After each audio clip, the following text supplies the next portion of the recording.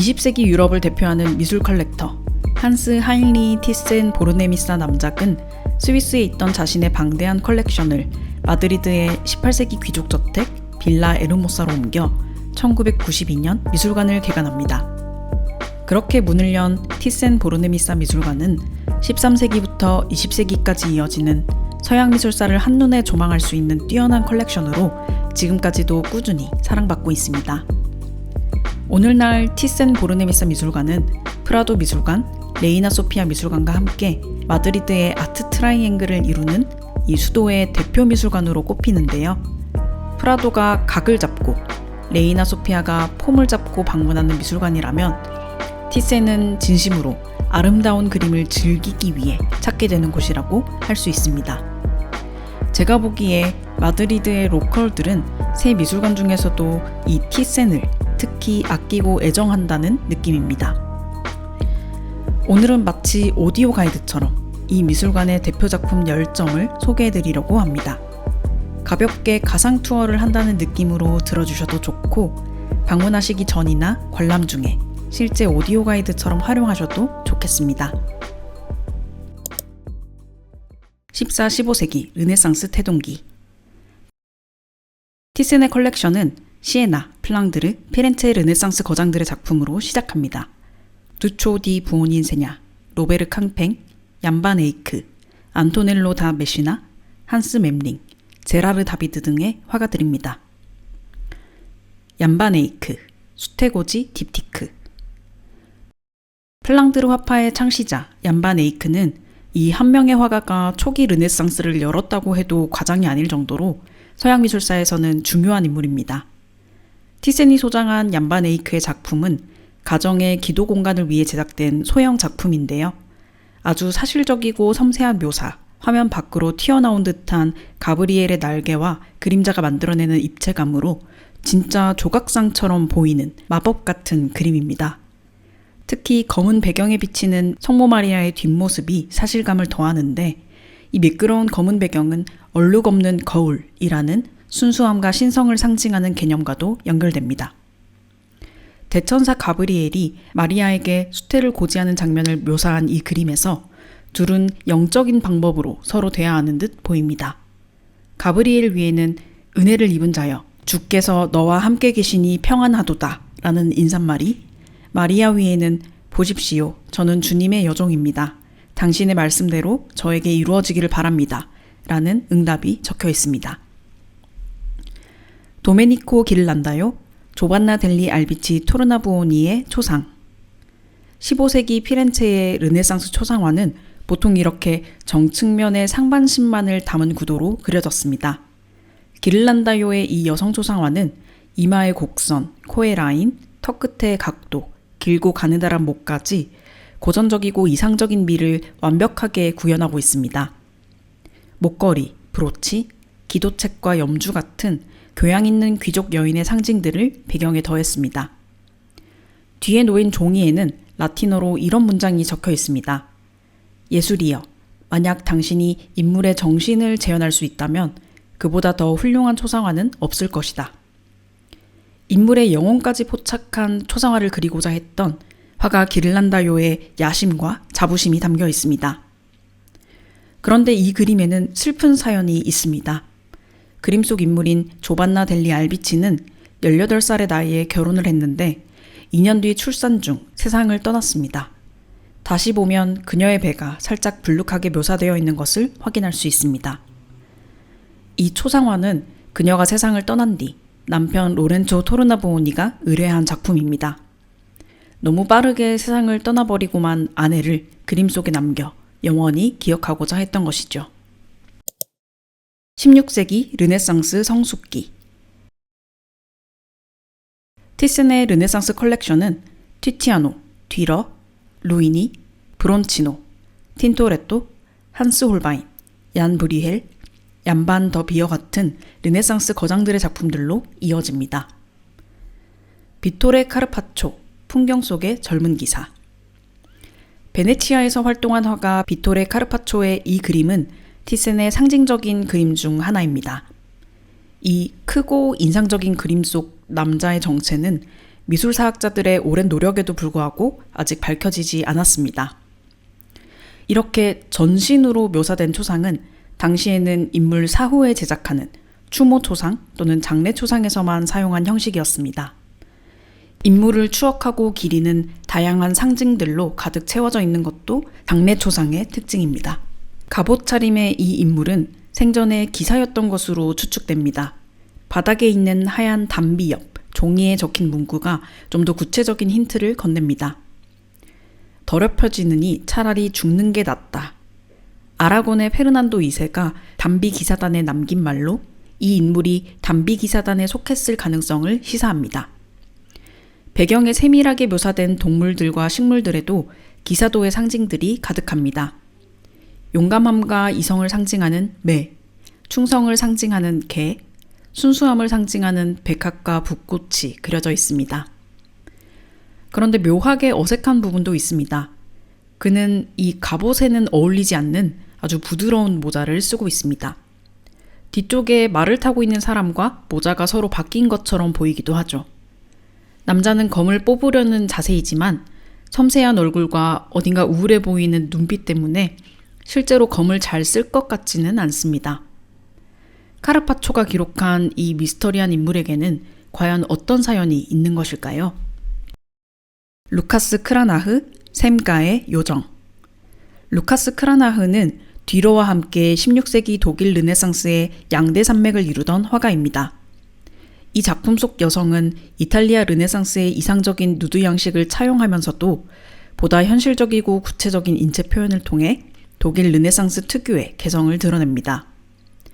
얇은 천이 몸을 감싸고 머리를 덮으며 에로틱한 분위기를 강조하고 베개에 팔을 괴고 다리를 교차한 채 누워있는 이 여인은 어떤 시선도 의식하지 않는 듯합니다. 자신의 존재에 만족하고 아무런 걱정도 없어 보이는 태도입니다. 이 여인은 시와 철학에 영감을 주는 성스러운 셈을 지키는 요정입니다. 왼쪽 상단의 텍스트가 그것을 알려주고 있습니다. 나, 성스러운 셈의 요정은 여기서 쉬니 나의 잠을 방해하지 마시오. 17세기 네덜란드 화가들의 초상화와 풍경화. 티세네는 17세기 네덜란드 황금시대 회화도 상당한 비중으로 포함되어 있습니다. 렘브란트, 프란스 할스, 니콜라스 마에스, 피터 데 호흐 등의 그림이 그 주인공입니다. 프란스 할스, 풍경 속의 가족 초상. 그 중에서도 가장 눈에 띄는 작품은 프란스 할스의 이 큰 크기의 가족 초상입니다. 할스 특유의 자연스럽고 생생한 인물 표정이 잘 드러나 있습니다. 가까이에서 보면 당시로서는 매우 혁신적이었던 자유롭게 흩날리는 붓질도 확인할 수 있습니다. 손을 꼭 잡고 사인을 보내듯 시선을 교환하는 부부의 모습은 금술이 매우 좋아 보입니다. 부부를 꼭 닮은 딸과 아들은 부모와 같은 옷을 입고 있는데 부부의 화목함과 행복이 다음 세대로 이어질 것임을 암시합니다. 그런데 딸과 어머니 사이에 서 있는 이 흑인 아이는 누구일까요? 17세기 네덜란드 땅에는 흑인들이 꽤 존재했습니다. 대항해 시대, 식민지의 노예들이 네덜란드인 주인들, 포르투갈, 스페인 상인들과 함께 암스테르담에 들어온 경우였습니다. 네덜란드에는 공식적인 노예제가 없었기 때문에 이들은 이 땅을 밟자마자 법적으로는 자유인이었습니다. 일부는 자유인처럼 생활하며 직업을 가지기도 했지만 일부는 사실상 노예처럼 취급되기도 했습니다. 사회적 지위가 매우 모호했고 인종차별도 존재했습니다. 이 아이 역시 이 가정에서 하인과 같은 역할을 했을 가능성이 큽니다. 그럼에도 불구하고 이렇게 대형 가족 초상화에 포함되어 있는 모습은 당시 네덜란드 사회에서 흑인이 차지했던 모호하고 복합적인 위치를 상징적으로 보여주는 장면처럼 느껴집니다. 야곱 반 로이스달, 나르던 풍경. 네덜란드 황금시대를 대표하는 풍경화가 로이스달의 작품입니다. 티슨의 오디오 가이드에서는 이 그림에 대한 애정이 느껴지는데 먼저 눈앞에 그림을 지우고 빈 화판을 상상해보라고 권유합니다. 루이스달이 평범한 캔버스에 어떻게 깊이와 사실감을 부여했는지를 강조하려는 드라마틱한 설명입니다. 이 그림은 루이스달의 경력 초기, 무려 18살 때 그려진 작품입니다. 네덜란드 특유의 낮은 지형과 넓은 하늘 풍경을 담고 있는데 화면의 3분의 2를 하늘이 차지하고 구름 사이로 들어온 햇빛이 평평한 땅을 여기저기 비추고 있습니다. 관람자 앞으로 난 길은 저 멀리 마을로 이어집니다. 이후 그의 작품들이 좀 더 서사가 부여된 드라마틱한 방향으로 나아가는 것과 비교하면 이 그림은 자연을 세심하게 관찰해 사실적으로 옮기는 데 집중한 잔잔하고 슴슴한 그림입니다. 그렇지만 그런 단순한 접근 방식이 가끔은 더 마음을 울리는 그림을 만들기도 하죠. 19세기 낭만주의, 인상주의.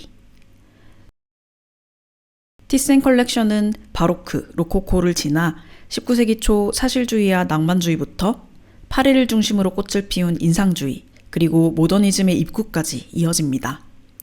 고야, 들라크루아, 마네, 드가, 피사로, 모리조, 카미유 코로, 르누아르, 존 싱어 사전트, 고흐, 로트렉, 뭉크, 세잔 등의 작품들을 볼 수 있습니다. 카스파르 다비드 프리드리히, 부활절 아침. 기독교에서 죽음은 끝이 아니라 또 다른 시작이기도 합니다. 이 그림은 그 생각을 모든 것이 깨어나기 시작하는 자연의 풍경을 통해 보여줍니다. 밤의 어스름은 새벽의 여명으로 바뀌고 겨울의 나무에는 싹이 트기 시작했습니다. 부활절 아침을 그린 이 작품에서 자연의 변화는 곧 희망의 메시지로 읽힙니다. 19세기 독일 화가 카스파르 다비드 프리드리히는 이 장면을 통해 죽음 너머의 가능성을 이야기합니다. 프리드리히의 삶을 떠올리면 그 가능성이 이 화가에게 얼마나 중요했는지를 조금 이해할 수 있게 됩니다. 그는 어린 시절 어머니와 형제들의 죽음을 겪었는데 특히 자신을 구하려다 겨울 호수에 빠져 죽은 형의 사건은 평생 그의 마음에 남았습니다. 그는 평생 심각한 우울증 속에서 살아갔고 생의 마지막 15년은 사회로부터 잊혀져가며 고립된 채 보내게 됩니다. 그는 종종 새벽에 홀로 산책을 했는데 칠흑 같은 어둠 속을 걷다가 결국은 아침이 찾아오는 순간을 바라보며 하루를 더 살아가기로 결심했을지도 모릅니다. 이 그림에는 그런 마음이 담겨 있는 것처럼 느껴집니다. 상징적이게도 이 작품이 걸린 29번 방을 마지막으로 티센 2층의 전시실은 끝이 납니다. 이제 1층으로 내려가 관람이 이어집니다. 앙리드 툴루즈 로트렉, 흰 블라우스를 입은 붉은 머리 여인. 빨간 머리로 불리는 묘하고 매력적인 로트렉의 이 초상화는 보는 순간 이 사람은 누구일까? 라는 궁금증을 불러일으킵니다. 모델의 정체는 몽마르트의 세탁부, 카르멘 고댕입니다. 로트렉은 작업실 근처에서 그녀를 우연히 보고 매료되었고 이후 여러 점의 초상화로 그녀의 모습을 남깁니다. 질끈 묶었음에도 이마 앞으로 쏟아지는 풍성한 붉은 머리카락은 그녀의 가장 큰 특징이었습니다. 로트렉의 초상화에서도 이 머리카락은 중요하게 묘사되는데 종종 그녀의 눈을 가립니다. 시선을 숨긴 무표정한 얼굴, 굳게 담은 턱은 어딘가 음울하고 무력한 인상을 줍니다. 당시 카르멘 같은 몽마르트의 하층 노동자 계급 여성들은 생계를 위해 화가들의 모델이 되거나 매춘을 병행하기도 했습니다. 카르멘이 머리를 갈색으로 염색하자 로트렉이 곧 흥미를 잃었다는 이야기, 그리고 수십 년 후 병으로 사망했다는 사실 정도만이 그녀에 대해 알려진 전부입니다. 그런 배경을 알고 나면 이 초상화는 낭만적이기보다는 슬프고 쓸쓸하게 다가옵니다. 20세기 모더니즘 회화. 티센에는 20세기 모더니즘 회화가 상당한 비중으로 소장되어 있습니다. 야수파, 큐비즘을 포함한 다양한 모더니즘 흐름 속에서 마티스, 키르히너, 파울 클레, 조르즈 브라크, 샤갈, 후안 그리스, 칸딘스키, 에곤 슐레, 피카소, 호안 미로, 에드워드 호퍼, 살바도르 달리, 리히텐슈타인, 로스코, 데쿠닌까지 20세기 미술의 주요 흐름을 우리는 따라갈 수 있습니다. 개와 함께 있는 위고 에르푸르트. 오토 딕스는 바이마르 공화국 시기의 독일 사회와 전쟁의 잔혹함을 아주 냉혹한 스타일로 그려낸 화가입니다. 1차 세계대전에 직접 참전했던 그는 전쟁 이후의 혼란한 사회를 좌익적인 시선에서 통렬하게 비판하면서 신중물주의 운동을 이끌었습니다. 초기에는 잔인하고 불편한 이미지를 통해 현실을 직시하게 만드는 작업을 했지만 1920년대 중반에 들어서며 그 어조는 조금 달라집니다. 예술로 사회를 바꾸는 데 한계를 느끼면서 표현 방식에서 힘을 좀 빼게 된 것이죠. 이때 그는 비교적 얌전해진 스타일로 당시 독일 부르주아 초상화들을 그리며 생계를 이어갔습니다. 사진작가였던 친구 위고 에르푸르트를 그린 이 초상화 또한 정돈된 구도로 당시 딕스가 몰두했던 템페라 기법을 활용해 고전적인 방식으로 그려졌습니다. 그런데 당당하고 본능에 충실해 보이는 그의 개와 달리 정장을 갖춰 입은 위고는 어딘가 위축되고 소심해 보입니다. 인간 내면을 적나라하게 드러내는 딕스 특유의 풍자적인 시선이 이 초상화에서도 예외 없이 드러납니다. 게오르그 그로스, 오토 딕스, 프란시스 베이컨으로 이어지는 이 불편한 회화들은 티센의 20세기 컬렉션의 주요한 색깔을 형성합니다. 방금까지 즐겼던 따뜻하고 낭만적인 회화의 여운을 이 뒤틀리고 냉소적인 이미지들이 마치 입가심하듯 지워버리는 느낌이기도 합니다. 조지아 오키프, 달이 있는 뉴욕거리. 그라운드층 카르멘 티센 컬렉션에 포함된 조지아 오키프의 달이 있는 뉴욕거리를 마지막 작품으로 소개해드립니다. 티센에는 조지아 오키프의 그림이 여럿 있는데 그 중에서도 제가 가장 좋아하는 작품입니다. 미국 중서부 위스콘신 출신의 오키프는 명성을 얻은 후 뉴욕으로 이주했습니다. 그녀가 지내던 고층 호텔방에서 바라본 뉴욕의 마천루는 그녀에게 강한 인상을 남겼습니다. 뉴욕에 도착한 이후에도 한동안은 주변의 기대에 따라 꽃그림을 계속 그리다가 약 7년이 지난 후에야 이 도시의 풍경을 본격적으로 그리기 시작합니다. 이 작품은 그 첫 번째 그림이었습니다. 제가 이 그림을 보자마자 매료된 이유는 새로운 장소에서 우리가 느끼는 기대, 낭만, 외로움, 두려움, 제가 좋아하는 그 복잡한 심상이 너무나 잘 표현된 그림이었기 때문이었습니다. 조지아 오키프는 그녀의 뉴욕 그림들에 대해 뉴욕을 있는 그대로 그릴 수는 없지만 내가 느끼는 대로 그릴 수는 있다고 말했습니다. 예술이란 외부 세계의 재현이 아니라 자신의 감정을 통해 세계를 이해하는 방식이라는 그녀의 화가로서의 태도를 잘 보여주는 말이기도 합니다.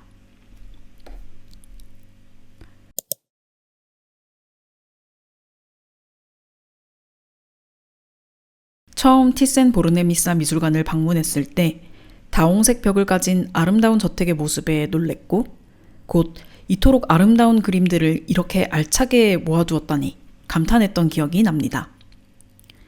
이후 여러 번 다시 방문하면서 새롭게 눈에 들어오는 작품들이 생기고 마음에 남는 그림들이 하나둘 늘어나면서 이 미술관을 더 좋아하게 되었습니다. 티센은 월요일 12시부터 4시 그리고 토요일 저녁에 무료 개관 시간도 있습니다. 혹시 마드리드에 방문하신다면 이 미술관도 꼭 한번 들러보시기를 추천드립니다. 이번 영상에서는 아주 소소한 이벤트를 하나 해보려고 하는데요. 오늘 소개해드린 티센의 10개의 작품 중에서 가장 흥미롭게 느껴진 그림은 무엇이었나요? 혹은 소개된 작품은 아니지만 이 미술관에서 인상 깊게 보셨거나 아니면 후에 꼭 보고 싶은 소장 작품이 있으신가요? 댓글을 남겨주신 선착순 5분께 티센 뮤지엄샵에서 구매한 그림 엽서를 한 장씩 보내드리겠습니다. 아주 작은 선물이지만 이 영상을 보고 계신 분들과 조금 더 연결되어 있다는 느낌을 나누고 싶어서 준비해봤습니다.